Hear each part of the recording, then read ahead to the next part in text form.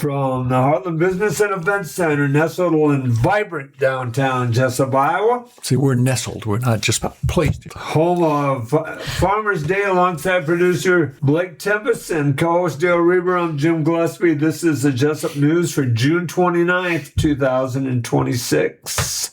Some advice before we get started, Dale. Yes, you need some advice? Okay. No, you can give me some if you want. Marry a wealthy woman. Okay, I like that. Yes. Thank you. You can marry more money in 10 minutes and you can earn it in a lifetime. All right, that's a good thought. Thank you. I've been thinking that for years. For the audience. I can't go home now. Okay, go ahead.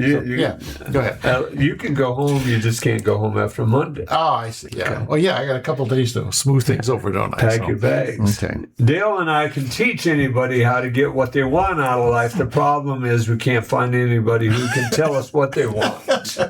Is the problem. Okay. Also, check out the podcast, What Is Up, with our friend Bubba Seaman. On that podcast, they talk about everything with everyone. Nothing is off the table. Discussing real life with the real people, the good, the bad, the highs and the lows, and everything funny in between. It's interesting yet entertaining podcast with real people talking about what is up. We are so lucky tonight. We have a former Jesup graduate who is now working at Wartburg. Kate Hermsen is her name, and she is an author. Congratulations, Kate. That's really wonderful, yeah. Kate, what year did you graduate from Jesup? 2012. Oh, you're young. Couple years ago. Yeah, just a couple of years ago. And we were talking beforehand. You didn't have Dale in class. Nope. And you notice how well she did academically after that with all those awards she was telling us about. Yeah. I take all that personally. If you become a doctor, I think, oh, yeah, I helped that kid. Okay, go ahead. Yeah. Who was your homeroom teacher? Do you remember? Oh, no. 2012. That's 14 years ago. That is next summer would be your 15th year. Have you guys done reunions? I think we did like a 5-year reunion during Farmer's Day. And I think that's it. Okay. Who was president of your class? I don't remember if it was Abby Debner or Ryan Hall or Emily Miller. I think it was one of those three. Okay. I don't remember who was what. Yeah. That's I tell you, people don't realize when you're the president, you have your job responsibility. You have the job of reunions for the next 30 years, or 40 years, or 50 years. We went to Oldwine, and he was a junior. And then this is the Hazelton kid. And the next year, he's the president of the senior class. I mean, what a wonderful guy. He lives in Florida, and he's planning this stuff all the time and calling people and keeping track of everybody in his class. And so he takes it very seriously, his responsibility. And there's a lot of work to it if you want to do it. There is. So you don't live in Jesup anymore, though. Where you're living in Waterloo. Yep. Waterloo. Then you're working at Wartburg. What's your job at Wartburg? So I am a full-time athletic trainer up there. I get the men's and women's soccer team in the fall, and then men's and women's indoor and outdoor track and field in the springtime. And then I also teach up there as well. So I teach the care and prevention class in the fall and winter semesters. Care and prevention of injury? Yep. Okay. Of athletic injuries. So we go through all of the body parts. We cover wounds. We do a taping lab that the kids really like. Mm-hmm. Practice taping ankles, wrist, thumbs, a hip spica, shoulder spica with an ACE wrap. Kind of cover all that fun stuff. No, sure. When you go back for soccer this fall, how does the year start? Like it starts mid-August. I mean, what's your first job with the team? Yep. So when I report back, the team is just reporting for preseason. So Wartburg starts classes really late, usually not until after Labor Day in September. Mm-hmm. So the first couple weeks, I only worry about the men's soccer team, not the women's. They usually do 2 practices a day. We're going 7 days a week usually. I think last year I averaged out about 60, 65-hour weeks. Oh, wow. So I am busy. Yeah. Everyone is sore, coming back, working hard, especially if they didn't do summer training like they should have. Mm-hmm. Getting back into lifting practicing and everything. So we are usually really busy, and then we start playing games, first scrimmage, maybe after a week and a half of the guys being back on campus. So we get right into it right away. Yeah. So Achilles, does that happen a lot with younger guys? I don't really think I had any Achilles Okay. in the soccer. Yeah. I did have a track athlete rupture his Achilles, actually. Okay. That always just seemed like it'd be a terrible, terrible thing to have happen to have that big long. Of all of the injuries and dislocations, fractures, I think a ruptured Achilles tendon is the last thing that I would ever want. Yeah. Okay. Why? Because explain. It is a pain in the butt to go from ruptured Achilles tendon. I mean, even just the pain is debilitating. You really can't use that leg. Recovery. We had one kid on the track team rupture his Achilles a year ago. It was early spring, and even by the end of the track season in May, he still wasn't 100%. Yeah. Rehab is just so difficult, and it is so long. I mean, it could be a couple years before you feel like you're 100% again. Yeah. So is there any surgery can you do any surgery for a ruptured Achilles? Yep, you can go back in. Usually they place anchors. Achilles tendon injuries are interesting because if you ever talk to someone who has had one, it feels like someone kicked you as hard as you could because an Achilles tendon pops off, usually kind of where it attaches at, like on the heel. So when you look at it, their calf looks big because the Achilles tendon rolls up into the calf, actually. So they go in during surgery, kind of pull it down, and then they have to re-anchor it in. So it really interferes not just with your heel being able to move your ankle, but also your calf as well is really affected by that. So, and is it a muscle? It's a tendon itself when you get down into the actual Achilles tendon spot, Okay. but it kind of attaches up. So your calf muscles, your gastric and your soleus, and those are actual muscles. So you get the muscle fibers, you get the blood flow. Because that's another reason why Achilles tendons are just so difficult is because tendons don't have that blood flow, and you need blood to get that healing going. Yeah. That's what muscles are. One thing usually pretty easy to deal with, even like a muscle strain. I can get in there, dry needle, get that blood flow going because it stimulates healing that way. Whereas with a tendon or even a ligament, you're not going to get that response as well. Okay. What I've heard about is usually an Achilles injury comes after you've had other injuries in your leg. Is that just a myth? Is that a myth? Or I think it's fair to say. Usually you get that weakness going on. If you had a calf strain, anytime you're dealing with any kind of lower extremity injury, even with the hips, and that's something I think a lot of people don't realize until they have a lower extremity injury, is everything is so connected. So if your right leg is injured, and even if you're kind of limping around, your hips are going to feel that because you're kind of trying to compensate on the other side. So your knee or your ankle, your calf, you got strain going on, your body's going to feel that even on your opposite side, your uninvolved, uninjured side. So you see that a lot where someone might have an issue with your calf, and then, that's going to affect the Achilles tendon, or even on the other side that you were feeling perfectly fine with, to where, I'm starting to have pain here. So it's just really interesting, and it's kind of something you need to remember when you're doing rehab and working with people is don't forget about the other side of the body as well. And so the stretching people do before they get involved with an activity is that helps the Achilles. That's That why can they help. do it. Yep, warm up. And of course, a big thing now is there's all these different types of stretching that you can do. So it's always recommended to do the dynamic stretching beforehand. So skips, your ABCs, especially if you're a runner. It's a kind of warm up when you are jogging around. You're up and moving, and you're getting your heart rate up. You're getting that heat going within your muscles to kind of help loosen them up and get them going for an activity, versus like static stretching for after practice, after any kind of physical activity, where that's the one where you're kind of sitting down and then you're just kind of slowly stretching those muscles out. Yeah. So who's tougher? Who gives you more of a hard time to get back?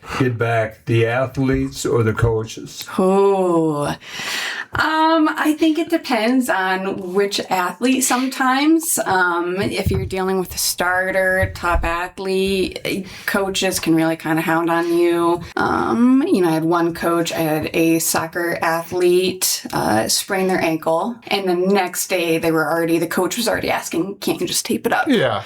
I cannot just tape it up. I cannot. Yeah. So it can be, the athletes, a lot of them, most of them don't want to miss any time. Sure. So of course they want to get back. Every once in a while you get lucky and you get the ones who understand that, hey, if I don't take care of this now, it's going to keep coming up. Yeah. And but coaches can sometimes be difficult. A lot of kids worry about losing their spot on the team if they're out too long.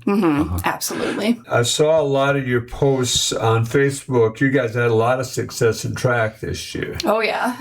What are some of the athletes, or who are some of the athletes, without telling their injuries, some of the athletes that you worked with that had success? Talk about their success, maybe. Yeah, it was really neat. So Wartburg is coming off of the year. It's been a long time since this has happened, but they call it the trifecta. So the men's and the women's achieved the trifecta. So they were men's and women's cross-country champions in the conference, men's and women's indoor conference champions, and men's and women's outdoor conference champions. So it was full domination this year. On the men's side, we had AJ Wright, originally from Iowa City, really amazing 100, 200 sprinter. On the women's side, we had JoJo. She was a senior, so this was unfortunately her last year, but I think she ended up being a 11-time All-American at nationals. Anything you put her in, she was just a beast. So she did really well in the 4x4, 100s, 200s, 4x4, open fours, 400 hurdles, just because she's kind of one of those. You put her in,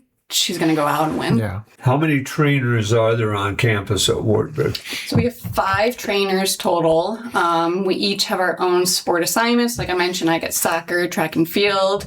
We have 2 who help out together with football, just because they have a large team, a lot of contact injuries. And then everyone gets 2 to 3 teams that they kind of take care of then. So when they run out on the football field, they have that little bag. What's in there?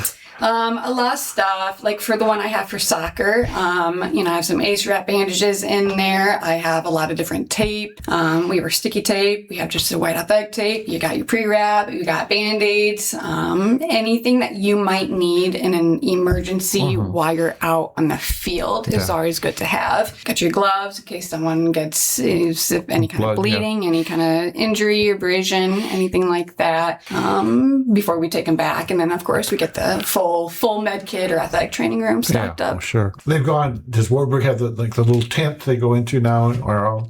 They do not. Okay, it'd be nice. A lot of sports they're doing. They used to just treat them out in front of everybody, and now they respect their privacy, I guess, more. No, we still have that where we bring a table out and everything off to the sideline, but still, the soccer fields are kind of nice because all of our fans sit on the opposite side at least.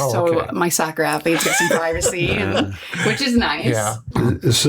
So let's explain to the listeners here that because of your profession, that took you into writing a book about concussion, and the name of that book is Miles Bumpy Day. Yep. How many concussions did you deal with this past year at Wartburg? Oh, there were quite a few. Soccer gets quite a few, whether you go for a ball and you accidentally hit with someone else, you get knocked down and you make contact with the ground, or even sometimes just heading the soccer ball, which I don't think unless you play soccer, you really think about. Oh, it's hard. I never played soccer at all. So being an athletic trainer for soccer, I've had to learn a lot. I was out there in practices this past fall. Actually, I was trying to head a soccer ball because I want to know what it feels like. And man, it really is quite the impact, even just trying to head a soccer ball. Yeah. So it's really interesting to know how that feels like and how that could definitely play a part of you do so many heads in a game, so many contacts that, you might get a little headache or something after the fact. Is there a time when you say, okay, I've seen you 3 times in X number of months, you can't play anymore? Does that ever happen? So there's a big thing, and this is what I think a lot of people don't realize about concussions either, is there's no way to get imaging and diagnose a concussion that way. You can go in and get a CT scan or an MRI, and it will show if your brain is bleeding. But a concussion will not be picked up by any kind of by imaging. So what we do is there are different tests that we put people through. So there's something called the SCAT-6. You're going to see that more in high schools, middle school, because it's done on a paper copy, really easy to administer. When you get into collegiate levels, usually it's an electronic test. So here at Wartburg, we use called the SWAY. It's an app. Each athlete downloads it on their phone. So at the beginning of the year, they go in and we do a baseline. There's 5 tests that they have to do, and it works on like balance, memory, reaction time. Reaction time is going to be your number one indicator of a concussion. So that's kind of the test that we look at the most.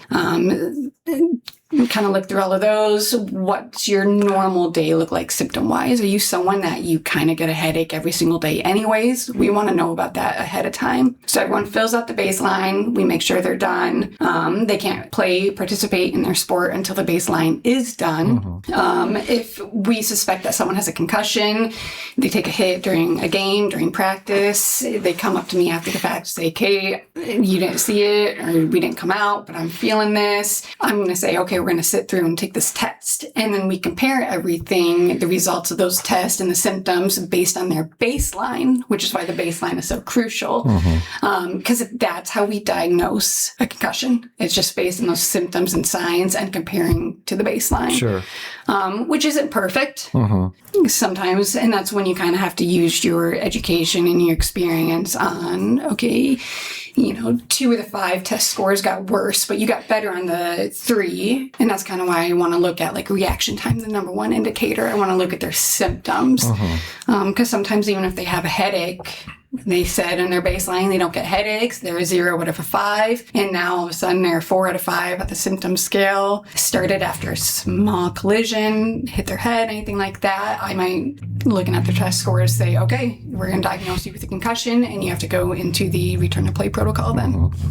And the more concussions you get, the worse it gets, right?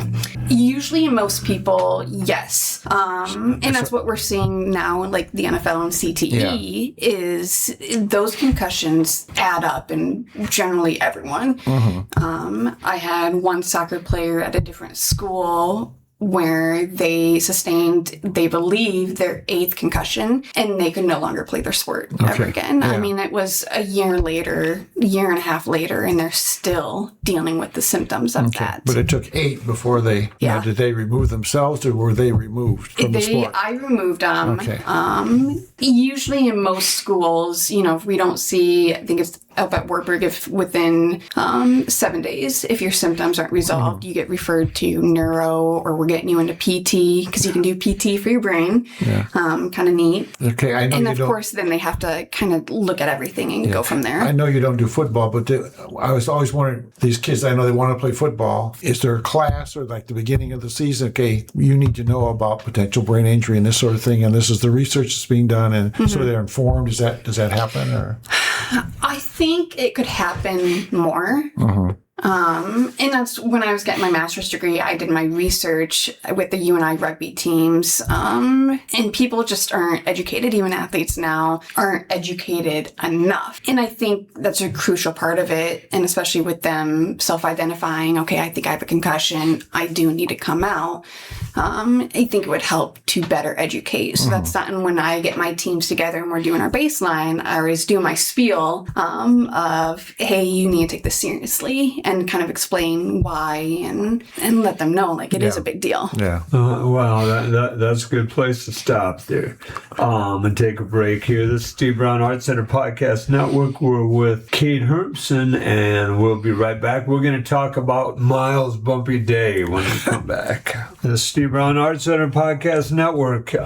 We're with Kate Hermsen, and the author of Miles' Bumpy Day. So that's why you're here, Kate. First off, you wrote the book, correct? And then who illustrated the book for you? So I got it illustrated by Theo Suizo. She's actually a psychologist who lives in Brazil. It was a random find. I knew I wanted an artist who specialized in watercolors, which is, of course, what she does. Phenomenal watercolor illustration. She's done quite a few books. But I thought it was neat. You have an athletic trainer writing it, and you have a psychologist illustrating it. Yeah. Hold that up to the camera so that the audience can see it. How's that, Blake? Is that, Blake, how's that picture? Is that pretty good? Yeah. So is that to find an illustrator, is that a one-on-one like you and her, or is there a go-between, an agent or something, or a company, or how does that work? It was just me and her. It was, I really went on Google and I was looking for illustrators. It took me to a couple different websites where illustrators are putting themselves out there. They have their portfolios of their work. Connected with Theus, ended up connecting on Facebook as well. So yeah, that was a lot of our communication was Facebook Messenger, shooting emails back and forth across all hours of the day with the time difference there. She would scan in the illustrations, send them to me, and then by the end, when she was all done, sent the hard final illustrations my way so I could have the paper copies. Yeah. So tell us the story behind the idea for this book. Yep. So the big push was my son was 3, Miles. He was 3 years old when he got his first concussion. He was on the playground at school, and his teacher notified me that he was at the very top of the playground, near an opening at the slide, and he was pushed out. And so he landed on his head, and of course started crying, did not feel good. And when I picked him up from school, I was carrying him, we walked out of the doors. The house across the street was doing construction. I believe they were reshingling. They had the tools, hammer going, and Miles just starts crying and saying, "Mom, it hurts my ears. It's too loud." Which of course is one of the symptoms of a concussion, is you get that response. Sometimes the lights are too bright, noises are too loud. So as we talked about previously, where, you're diagnosing concussion based on signs and symptoms, and you have a kid who's more emotional, he's crying, and hey, sounds hurt. Yeah. And that was something as a mom that you just never want. You have a 3-year-old who now has a brain injury. Yeah. So that was my big push. A couple years later, actually, and I was sitting there thinking about, I feel like I want to write a book, what I want to write about. And there's nothing out there that introduces young kids to their brain, which is funny because your brain is so crucial to who you are, not only into ensuring your body's working the way it needs to, but also your personality. You have your personality because of your brain and the way it processes. And so it's something that I think people need to know about and be aware about, especially concussions, traumatic head injuries, because especially as my time as an athletic trainer, people don't know enough about it. So that was a big thing after realizing that there's nothing out there for kids on their brain, is I want to introduce just concussions in general, just a nice, easy way, a short story, so kids kind of get thinking about it, that parents are sitting there with their kids, they see this book, they read it to them, and parents are more aware about it.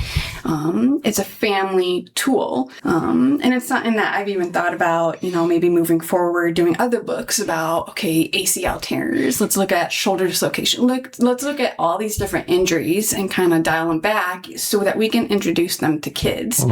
I mean, how many times have you gone to, the kindergarten promotions? How many kids say they want to be doctors when they grow up? Like a third of them. If they don't want to be a police officer, for firefighters, a couple of the other random things, they want to be a doctor. So I think it's a neat way for those kids who want to work in the medical field of, here's books about your body, about what actually is going on, about actual body parts. Here you go. Let's introduce you to them. Yeah. So how long did the process take you and the illustrator to finish the book? It really wasn't too long. I think the longest part was, I sat on the idea of writing a book about concussions for a little bit. I initially wrote my rough draft on the notepad on my phone, sat on it some more. Am I really going to do this? Finally opened up my laptop, put it on Word, wrote up the final manuscript. That didn't take too long. And then once again, I sat on it for a couple months and am I really going to do this? And then, I kind of started looking for the illustrator. But once we started working together, it was maybe about 3 months, and then I had everything and then start working with my publisher. Mm-hmm. And how many illustrations are there in the book? Do you know off the top of your head? I believe I got 17 from her. So all of the pages, the front and back cover, and then she did a couple freebies, the brain and everything for me. Right. And the colors are brilliant. Hold that up again for the audience. Go through some of the inside interior part. Yeah. It's very colorful. It is. It's just so pretty. Yeah. And that's watercolor. Mm-hmm. Yep. Yeah. To me, watercolor doesn't come out that well. Normally, if you're looking at it when you're, it seems light. Or it's already starting to fade. This is wonderful. Yes, it is. So you have all the originals. Yep. Yeah. I do. Okay. And they're yours. Yep. Yeah. Okay. So then, you needed a publisher. Then, how did you search a publisher out? So I kind of knew through, friends of friends of Hannah Nuss. She went to school at Union, LaPorte City, so right near Jesup. And she runs a business called Local, where the big thing is she wants to provide services, merchandise, books from local artists and local authors. Okay. And that just is really neat.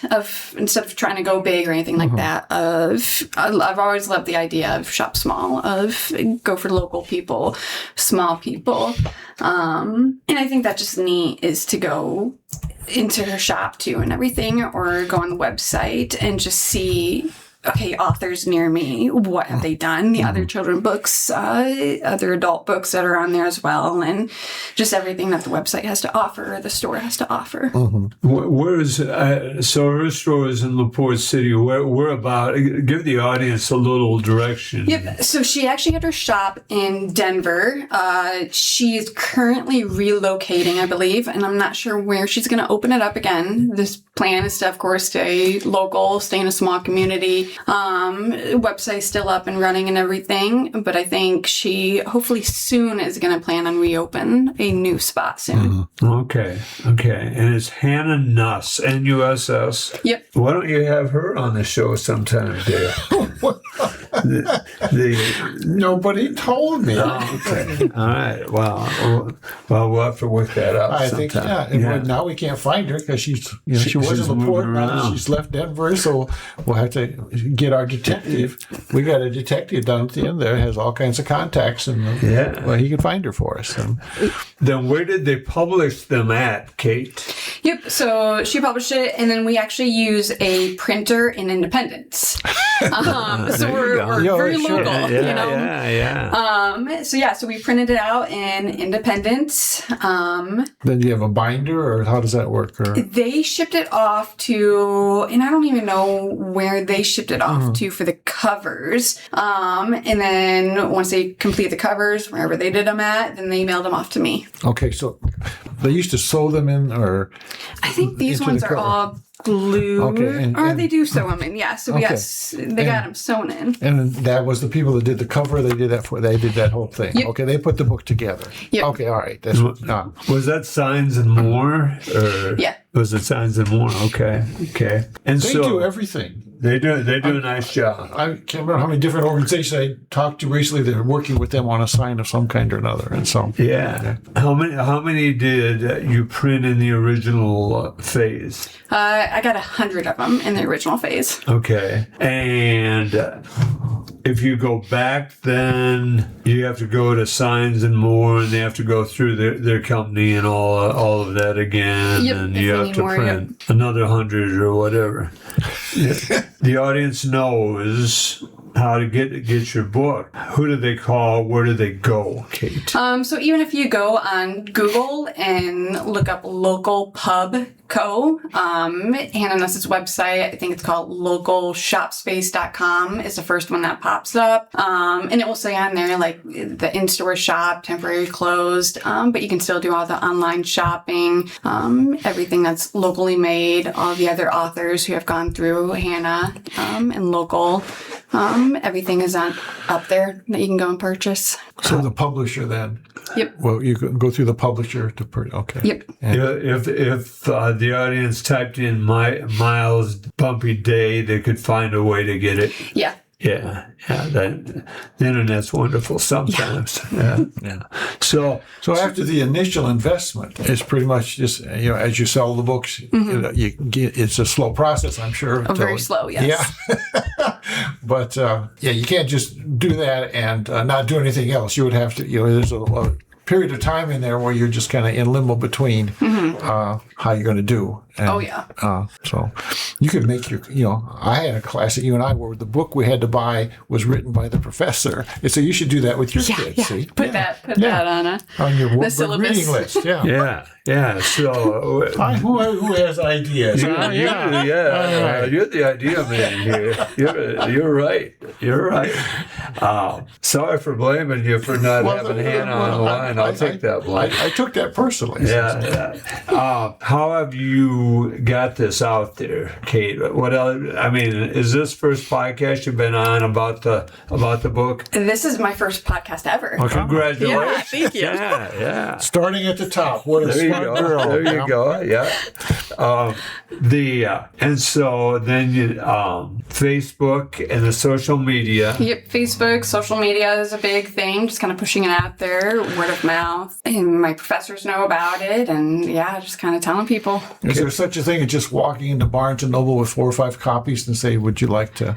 I'm sure there these? is. Yeah, but I think that'd be neat, and that's something I'm going to work with on my publisher and local bookstores and everything. Trying kind of just to get it out there, another avenue instead of just going online, but actually seeing it in person, going into a bookstore, kind of going that route. Yeah, because this happens where people don't know anything about it. All at once, somebody picks it up and says something to somebody, and pretty soon, there's a land rush in book buying. So, I hope that happens for you. So. Yeah, nice. Yeah, it would. And after the show is done here, I think we can get you onto another podcast.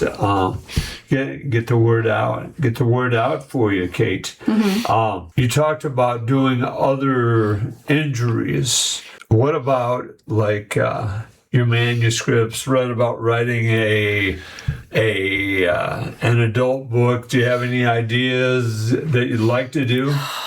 I don't know. There's so many different options. I think it'd be neat, even, athletic training, day in the life of an athletic trainer, things that you see, things that you've done. Sure, get a couple more years under my belt. College, and one of them is a zombie, and you just go from there.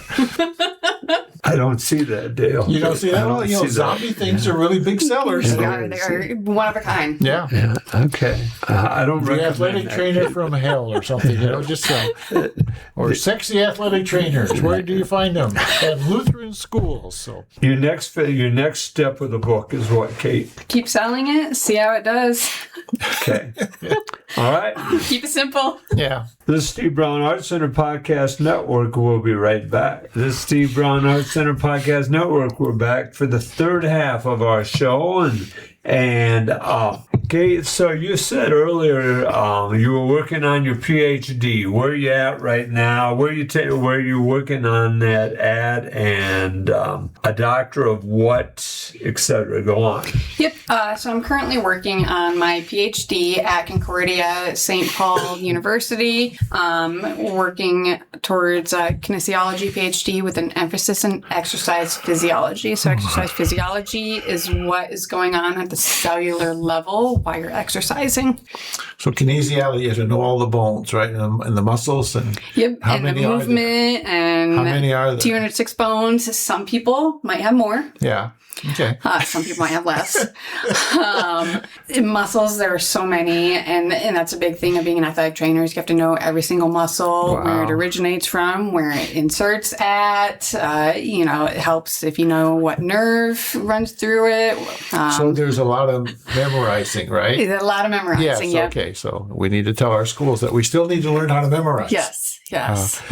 I was remember kids taking kinesiology when I went, and I think, holy cow, just to remember, because there were like 20-some bones just in the hand, right? Yep. And I don't think I could do that. I remember that class. Do you really? I have a great story with that. Forgive me. I have a great story. So I'm taking anatomy and kinesiology, and it's just at the start of basketball, and we're traveling might have been up to Minneapolis, Concordia. Yeah, might have been up there somewhere. And I had my A&K book out, and I was sitting in the front seat of the van. The head coach was driving, and there's a couple guys behind me in the back seat, and the head coach looks at me and he yells at one of the guys, "Look at Gillespie, they are studying his A&K, Rueber. You should be studying your A&K like that." Then I think I got a D on the test. Oh, yeah. Well, just think what could have happened though if you hadn't studied. Huh?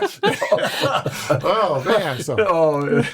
So how many years process it? Like if you say, I'm going to get my PhD, how long does it take? I'm hoping to get it done in about 3.5, 4 years. I think a lot of it depends on your dissertation. Of course, I'm going to focus on concussions. Sure. For mine, continue with that concussion theme. I'm almost done with classes, and that's a big thing is I still need to set up my dissertation, my research. How am I going to test concussions? What am I going to look for? I need to go through, honestly, I'll probably use the athletes here at Rueber because it's easy. They know me. And I think it helps if they understand that I'm passionate about it too, that, hey, they're going to care about it as well and actually kind of put forth toward the research and the data, get that approved by a research board there at Rueber, and then go through the dissertation process and, write my 80-page paper probably and kind of defend that and hopefully pass and go from there. Yeah, well, that would be great. And then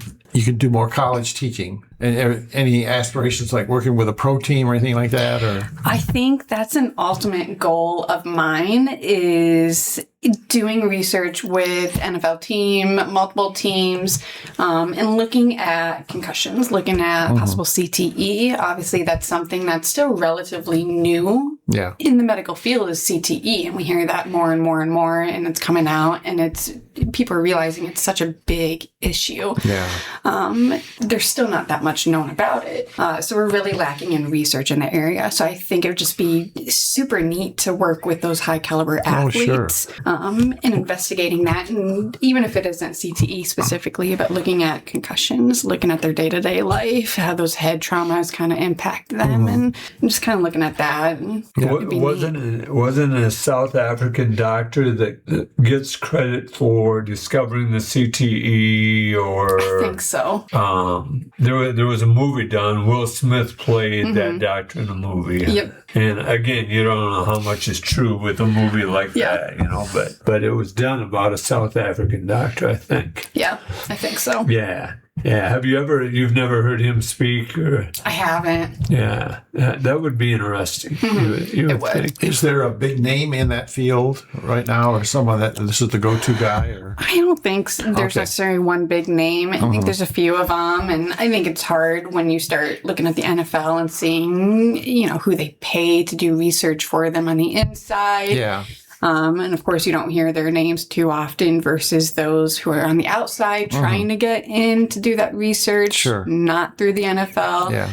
Because that's a real conflict, isn't it, when you're hiring someone to research something that's important to you, and they know what result you want them to give. Yeah, of course. And the money is there, so it's very, that's not the way to do research. No, not at all. It's like the tobacco companies hiring someone to do research on tobacco. It's not that bad. Tobacco's fine. A 2-pack-a-day smoker going,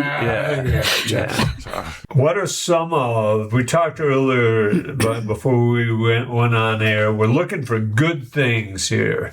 What are some good you saw during the season this year of track and soccer and the like? What are some good things you saw? The big theme, especially up there at Rueber, is just every single athlete that I have, or even athletes not in my sports that are in my classes, they're all such amazing people.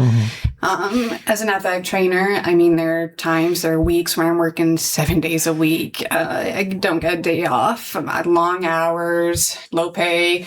But spending the time with the athletes, they're phenomenal students. They're phenomenal human beings, and they love what they're doing up there. So it just makes the job fun. Yeah. If you don't get along with your athletes, or they're just not a good group, it really wears you down. I'm sure it's like teaching is. Like, if you don't have a good class, it wears you down. Yeah. But that was the best part of the job, is seeing these kids, and I lovingly call them kids. They've earned their status as a student athlete, but I lovingly call all of them my kids. But I get to see them set their goals, whether it's in class, whether it's a goal for soccer, for track. They're going to narrow down their time to this in the 100. And I get to witness them go out and achieve these goals, which just, it makes the job. It really does. So that's always a plus of the seasons, is just spending time with these kids, getting to know them, especially if they're from a different state, different country, getting to talk to them. And really, I mean, men's soccer team, we were conference champions. Both men's and women's soccer team made it postseason. So postseason play was fun, traveling with them. Track was really good. Indoor nationals was in Alabama, so that was a fun little trip. Outdoor nationals was there in Wisconsin, so that was a nice shorter trip. We did a bus ride for both of them, so a bus ride to Alabama and back. That was something. You need a jet, don't you? Yeah. But no, they just had really successful seasons, a lot of personal success for them, a lot of all conference members. It's really neat to be a part of them, because it really feels like a family up there. Yeah. Amazing me, like these dedicated athletes. Like, I'm a close enough kind of guy. That's close enough, With people work to cut 1/10 of a second off of time or something like that, even sometimes less than that. Yeah. And you think, man, that's a lot of work for 1/10 of a second. But they're very dedicated to it, and they know they can get there. So it's amazing. So it's really nice to is, have people like you to help them. So Kate, is there anything we've left out that you'd like us to ask you to talk about? I think we can talk about what it takes to be an athletic trainer. Kind of brushed upon that on the break. For me, so I did my traditional route right after high school and went to Mount Mercy. Did not major in athletic training. So when I went back to school, I think I was 26. I only had to do 2 years of undergrad at UNI because I had all my prereqs done. So it was really nice, because those 2 years were just athletic training classes, my anatomy and physiology. I think I did have to take one random humanities course. That's of course. Too bad. We still feel bad for you. So. But it was really nice. I could just focus on athletic training, learning the muscles, the bones, manual muscle test, special test. So I graduated from UNI in 2021 with my bachelor's in athletic training, rehabilitation studies with a minor in psychology. And then I went on to master's there at UNI. To be an athletic trainer is required that you have your master's degree. A lot of universities like UNI have gone to a 3+2 system. So you can do your bachelor's and your master's, and it's only going to take 5 years. And that was a very recent change. Usually it would take the standard 6 years, 4 and 2. But no, so I graduated. So was the master's, working for the master's, was that full-time student, or did you work and do it on the side, or how full-time student? Okay, yep. yeah. So you start with how you and I was doing it. It's almost really 2.5 years, because you start in the summer. And we make sure we're CPR AED certified. We learn all the basics, the emergency medicine, so that way when fall semester starts there at the end of August, we can jump right into our clinical settings, because we're doing full-time classes and clinicals on top of it. I think if I remember right, your first semester grad school, on top of the classes, you had to do like an average of 10 hours a week of clinical, and then each semester they kind of increased that. So it's really neat, because I actually was able to spend half of my first semester at Jesup doing clinical with Manila there. So I did a little bit with Jesup football. I came in at the end of the season, and then helping out with basketball and wrestling building when I started up. The hours you have to spend. You're not paid by the hour. Nope. So how are you paid? I mean, explain to people how.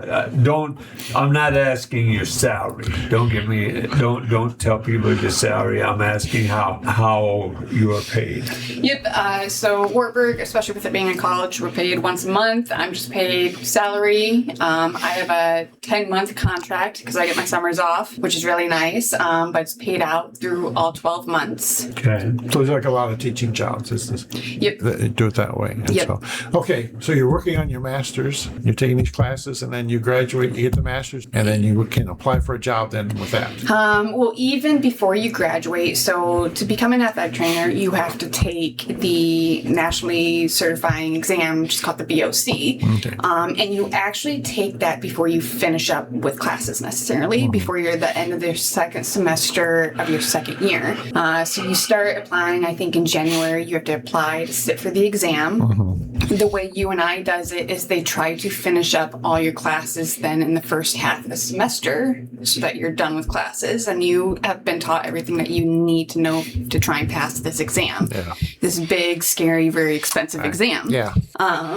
And then the second half of the semester after you take the exam is your clinical site. If you're an athletic trainer, your preceptor is there, you are there. So you're working your 40 hours. You're almost like a full unpaid athletic trainer. Still kind of just getting that hands-on experience. So you sit for the exam. I think if I remember right, it's like 150 questions. You get 4 hours all online. No cheat sheet, no books, nothing. And then you have to wait a month to find out if you passed or not. If you don't pass, you have to wait a certain amount of time and then you can sit for it again. If you pass, then you apply here in Iowa through the Board of Athletic Training because here in Iowa, you have to be certified by the BOC and licensed by the Board of Athletic Training. Okay. So once you have your certification... For a fee, I'm sure. Yes, of course. Okay. Yeah. But once you are certified and licensed, then you can officially begin work as an athletic trainer. Okay. What are the laws now as far as as far as high schools are concerned? Must they have a trainer on staff? I don't believe they have to. I don't think legally there's anything. I mean, I know even like Jesup Manila was only part-time.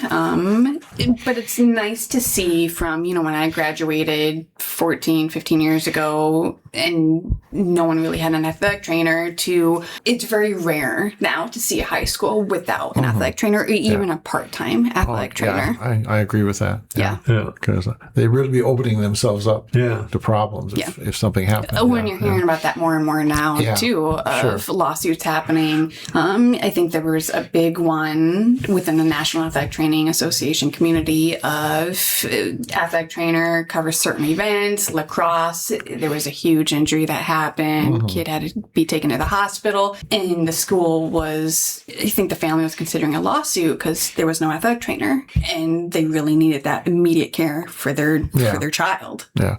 And you probably need personal insurance. Is the school to take care of that? Or? The school takes care of it. If we do like PRN work, I have insurance that covers me. So I do a lot like Cedar Valley Wrestling. I do a lot of their tournaments. They do a fall, winter, spring tournament and then a summer camp.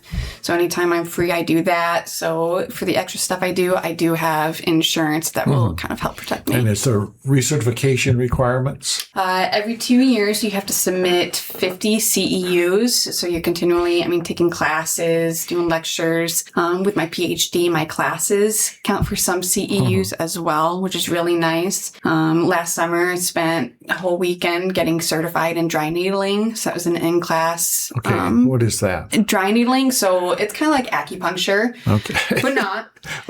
It's more, ancient Chinese medicine versus like Western civilization medicine. Dry needling is really neat and a favorite, especially for my track athletes, because what it is you take these very, very small, thin needles and I can drive them in. So if you feel like your hamstring, your quad, they're tight, you have a knot in them, and it's really neat because if you ever get that big knot that you can feel, what I can do is I can tap one of those needles in and I push it through that knot and you can leave it in. You can kind of pistol it a little bit when you're going up and down, and you can feel that loosen Oh, up. wow. So it kind of gives you that immediate release. It increases that blood flow, which enhances healing. Really nice to do ligaments, tendons. Had you ever all heard the of that, muscles. Jim? Or?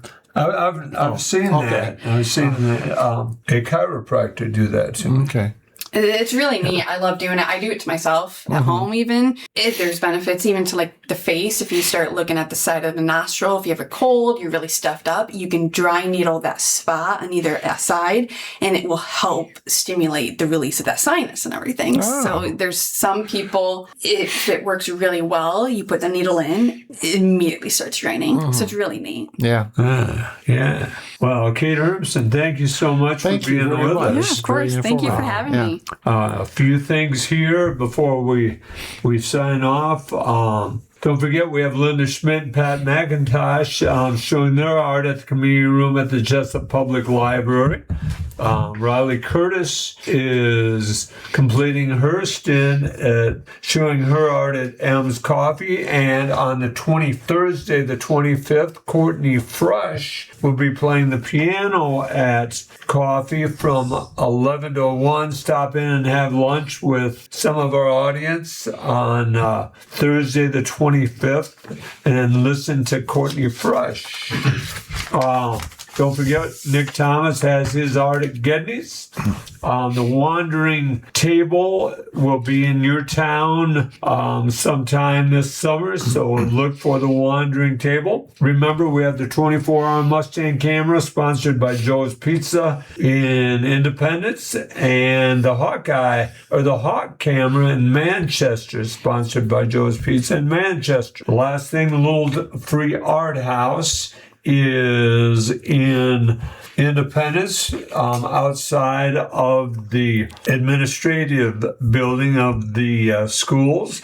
Dale, I'm sure you have some I have things. one thing that I have to do. I've been waiting all week to do this. All right. Is I want to know, this is a test, whether you think, I read this and I laughed out loud because I thought it was very humorous. All right. Okay. Try it on other people. Okay. So tell me if you, on first hearing, if you think this is humorous or not. This is from an obituary. Okay. Yeah. He was a student at St. Mary's Elementary School and graduated from Columbus High School in 1967. He then attended Loras College with the intent of becoming a priest. But life happened, and in that time he met a stunning nursing student named Carolyn and changed his major to biology. Now, I thought that was funny. Yes, it is. All right, that's all I wanted to do today for sure. So, All right.